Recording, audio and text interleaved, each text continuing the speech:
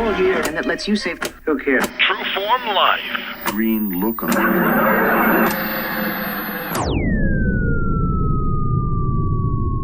Welcome to another edition of Exploring Mind and Body. I'm your host, True Form's Drew Tadia, fitness expert. Today we're talking about self-sufficient and Father's Day. All that and so much more coming up on...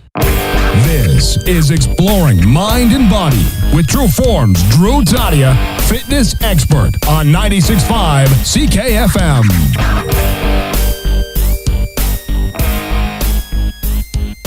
Sometimes I talk about the medical system. I said this before, but I think we have an incredible medical system, especially compared to what other countries have to offer. Although I am hard on it at times. I believe there are clear improvements we can make, so it's better for everyone. I suppose not on the business money end of it, but that's another topic. Much like I do with myself and our exercise program, I believe you can get every advantage from taking parts from each medical system, bringing them together to heal, treat, prevent, and improve quality of lives. That's what we're all after, isn't it? It doesn't always seem like it. The medical system is a business when it comes down to it. It makes billions of dollars. And what are they doing? They're solving a problem, which is why each business exists, or why it doesn't exist if it's not able to solve a problem they're after, or if there isn't a real problem that needs to be solved. The real problem isn't our medical system. It's the way we think. It's our attitude or get-rich-quick mindset. It's the throwaway mentality. It's the drive-through so I don't have to get out of my car, or fast food in general so I don't have to cook. It's that attitude and medical system that gives us what we want. The truth of the matter is, we don't want to eat better to improve our lives. We don't want more effort. We don't even want quality. What we want is fast, we want it cheap, and we want it replaceable. And that's all there is to it. Why would we change our lives if we could pop a pill and it's over with? Never mind the side effects. There'll be another pill for that too. They've given us exactly what we demanded, and now we crucify them for it. Sure, I complain about our medical system, but for different reasons. Mainly because drugs are abused by us, and because drugs are overprescribed. But I truly feel fortunate to live in the place I do because of our government. I think each one of us should have to go and be sick or hurt in another country that doesn't have the medical coverage we do, to know what it's like to have what we have and be grateful for it. How about that? Think that would breed appreciation? I remember when I was living in the U.S. for a while, I had strep throat.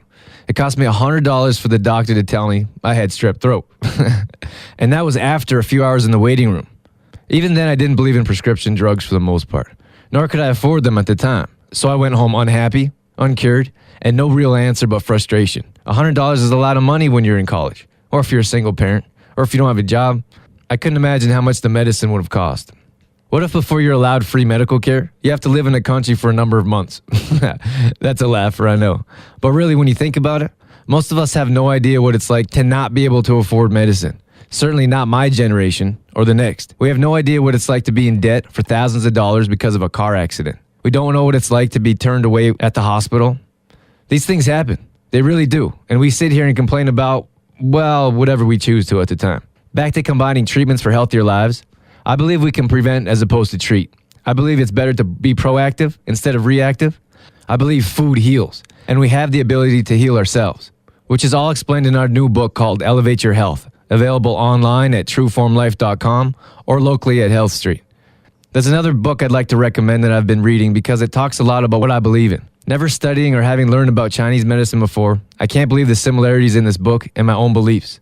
The book is called The Chinese Medicine Bible by Penelope Odes, the definition guide to holistic healing. This tiny book has so many interesting things in it. It talks about acupuncture and acupressure, herbal remedies, which include foods, roots, and tea, along with moving, healing, and breathing exercises to increase your quality of life. Check it out if you get a chance. It's available at your local library. If you're interested in natural holistic healing, this is a must-read. True Form Life. In this segment, I want to talk about being self-sufficient. Being self-sufficient is something I feel is very important. Personally, I don't like to rely on other things, people, or circumstances very much. Of course, we all rely on other things more than we know. But if we can find a way to do, have, grow, or make things without the reliance on others, we would all be much better off. Instead of buying food locally, we rely on a long chain of other people and resources to make it possible for us to eat seemingly cheaper foods, for example. Let's use fruits and vegetables. There's the labor to plant and pick the crops. There are manufacturing plants because long-distance distribution usually means a bigger corporation is making the transportation possible. Trucks go hand in hand with the transportation. Then there's boxing, storing and shelving the product at your local grocery store. So as you can tell, or knew before, this is a long process and a number of different people involved. What happens if we use a local farmer who does all this themselves on a family farm that's been there for generations? Not only do we feed and support a local, but we're cutting out a number of different steps. Better yet, what happens if we grow our own garden? What if we put in work ourselves? Watch each seed we've personally planted ourselves turn into the food we eat. This is being self-sufficient.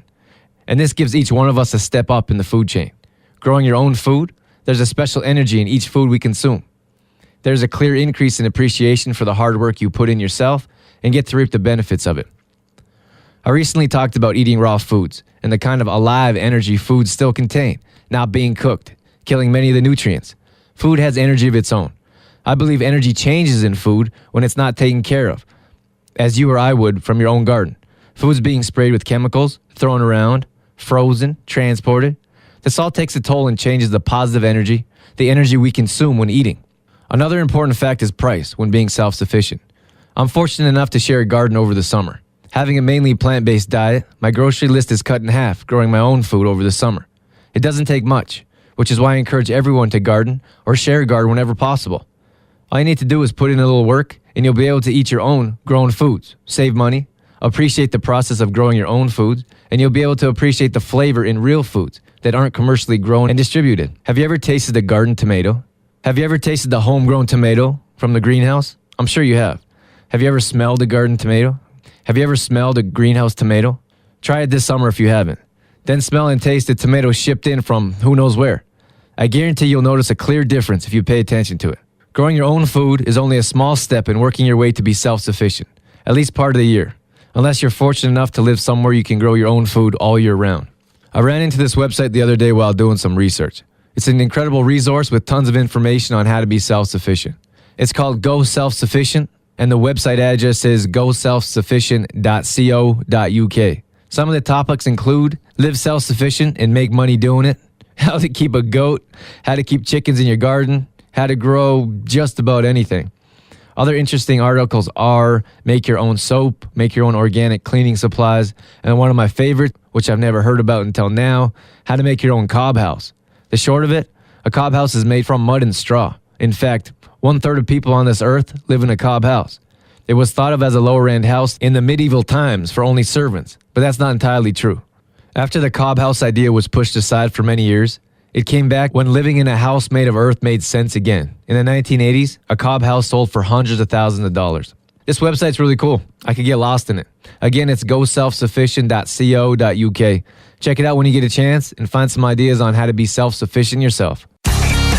Exploring mind and body with True Form's Drew Tadia would not be possible without the help from the following sponsors: AG Foods in Didsbury, Shoppers Drug Mart, Health Street in the Cornerstone Shopping Center Olds, and the CLC Fitness Center. All of them uniting together for a healthier tomorrow. To find out more about True Form Life or to become a sponsor of the show, visit trueformlife.com. Father's Day just passed, so I thought we'd do a segment on not only fathers, but parents, families, and expectations. The way society works and expectations of ourselves and parents is something hard for me to wrap my head around. I've had the opportunity to live in different areas and experience how expectations differ in different states or different countries.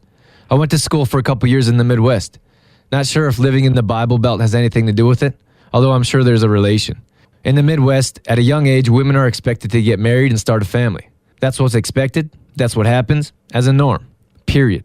When I was living in Los Angeles, I lived in a predominantly Hispanic area where it didn't seem like it was a big deal for a 16-year-old to get pregnant. Now, I'm not saying that was expected, but I'm saying if it wasn't the norm, their society would do a little more in prevention and education. I understand people are trying to make a difference, and the population is so large it's hard to make a clear change. I'm only relaying my perspective. Germany was quite different. It seemed as though people took their careers more seriously, and many people wanted to be established and financially stable before they started a family. So I saw a lot of older parents with young children. I don't mean old per se. I mean old being older than 18 to 22 with a brand new baby. The pressure that's most evident with us is friends. You see it and hear about it all the time. A friend has a girlfriend, so another one gets one too, because naturally they don't want to be left out. A friend gets married, so their friend gets married, and so on. Then of course there's the baby, which again draws another chain reaction. I'm sure this sounds funny to some, but I've seen it myself and heard others talk about it many times. You have women worried about starting a family and their biological clock, And of course, the fear of being an old parent, whatever that is. You have pressure from family and friends. And how about mom, who wants a grandbaby? The one that gets me the most is the white picket fence scenario. I don't know exactly where it comes from, especially being that our divorce rate in North America is well over 50%. But at some point in our lives, we decided we wouldn't be happy if we weren't married, have a house of our own, a baby, and maybe even a dog. This is what I call the white picket fence scenario. To top it off, we've decided we'll think of ourselves as failures if this all doesn't happen by the time we're 30. All sounds absolutely ridiculous to me, but that's only my opinion. Clearly, with how our society works, my thoughts would be thought of as ridiculous by many more than people that would agree with me. Let's get back to Father's Day now. We talk about the divorce rate and expectations. Let's talk about the norm of fathers. I think a lot of the time fathers get a bad name or don't get enough recognition for what they do. You get that single parent thing so many of us have been accustomed to. With the norm, at least here in North America, more times than not, it's the mother who raises the child. Sometimes the father is still involved with the children, and sometimes they're not. Regardless of circumstances, we as people have no issues about being a victim our entire lives. If there's a problem or an adult issue we have, we can always trace it back to our childhood, now can't we? We were treated wrong. We were abused physically or mentally. Mom or dad left us. What it comes down to is accountability. We choose not to be accountable for our actions, so we put blame somewhere else. It could be parents or another situation. Recently, I had this conversation with someone who went through exactly what I'm talking about. They got married at a young age, had a baby, and are now divorced. What they told me was, I didn't know any better. I thought that's what I was supposed to do. And that's exactly what I'm talking about. It's not a cop-out. It's not an excuse. That's exactly what our society expects, and that's exactly what happens to many people these days. I suppose what I'm getting at is although we're quick to pass the buck, blame, or not be accountable, many times it's not our fault. Many times we are a product of our environment. Life happens at times, and that's all there is to it. Sometimes parents aren't ready to be parents, and then we get children raised by single parents because the other side doesn't know any better. That's not letting the other party off the hook either. We need to take responsibility for our actions. This message is more for those who think they don't have a choice but to be a victim, who blame a parent for leaving them, or hold internal anger for this reason. I have some good friends that are now fathers, some that didn't have much of one, and some that have been raised by their best friend. Either way you look at it, I know they'll be great fathers, either because they want to give their child something they never had, or because they want to give their child what they did have. I'd like to wish my father a happy Father's Day, my friends who are now dads, and to all those dads who make a difference every day in their children's lives. True Form Life. We can't thank our sponsors enough for being a part of the show. Wouldn't be possible without them.